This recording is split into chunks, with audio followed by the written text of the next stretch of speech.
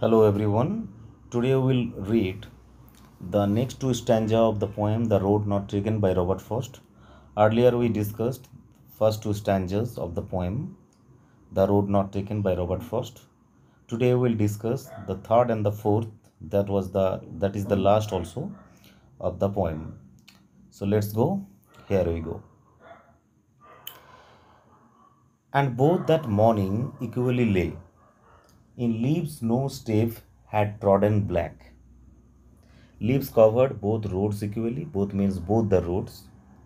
No one this morning has yet taken either path, for the leaves lie undisturbed. तो उस सुबह किसी ने अभी तक अपना रास्ता तय नहीं किया था, क्योंकि the road is fresh, equally it is covered with yellow leaves. So if you are walking, what is the meaning of trodden black? Trodden black means walked over, turned the path black by crossing the leaves. So if you are continuously walking through a road, then the fallen leaves, and if it is of the month of autumn, then the yellow leaves will turn into black, because by the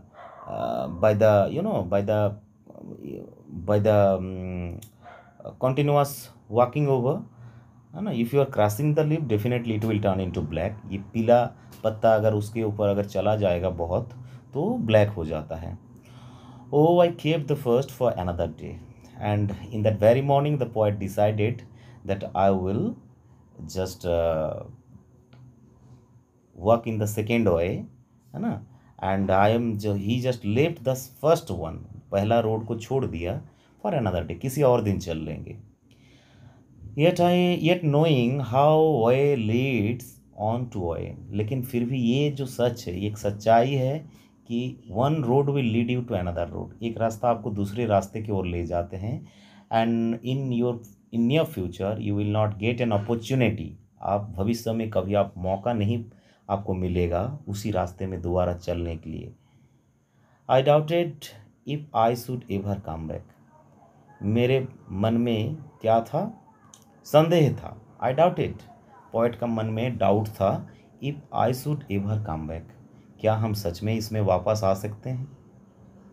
he was very sure that he is not going to come back in that particular place. Actually life seldom gives us second chance, जिंदगी कभी हमें दोबारा मौका नहीं देती. There is no U turn, जिंदगी में के रास्ते में यू टर्न नहीं होता. आपको सामने जाना है, सामने ही जाना है, ना पीछे आ सकते हैं, ना आप डाइवर्जन, जो रोड डाइवर्ज हुआ था, सेपरेट हुआ था, उसमें आप चल सकते हैं. Fourth stanza, I shall be telling this with a sigh. Sigh means deep breath, गहरा सांस होता है. एंड ये साई का मीनिंग यहाँ पे कॉन्टेक्चुअली दो हो सकता है, साई ऑफ सेटिस्फेक्शन और साई ऑफ रिग्रेट. एक संतुष्टि का भी साई होता है और एक पछतावा का भी साई होता है. Somewhere ages and ages hence two roads diverged in a wood and I, एक उसके बाद एक लंबा सा स्पेस, दो रास्ता एक जंगल में अलग अलग राहों में चल पड़ा था, और मैंने I took the one less travelled by, मैंने वही चुना था which was less travelled by people, जिसमें लोग कम चलते हैं. And that has made all the differences, और उसी चॉइस, उसी निर्णय सब कुछ अलग कर दिया. तो अलग कैसे कर दिया?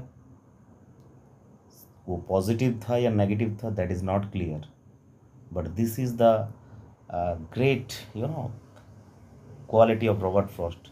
He is not going to tell everything. Some suspense is there in the poem also. So before taking any kind of decision in your life, in our life rather I should say, we have to think a lot. हम लोग को बहुत सोच विचार करके लेना है, because your choice will make the differences. आपका निर्णय, आप किसको चुनते हैं, वही सब कुछ निर्णय करते हैं भविष्य में क्या होगा. पछतावा होगा या सक्सेस होगा, रिग्रेट होगा, सक्सेस होगा, जो कुछ भी होगा वो आपका choice. So in the next video we will discuss about the rhyme scheme and the rhetorical devices that has been that the poet has used in this poem, that have been used in this poem. So till then, stay connected.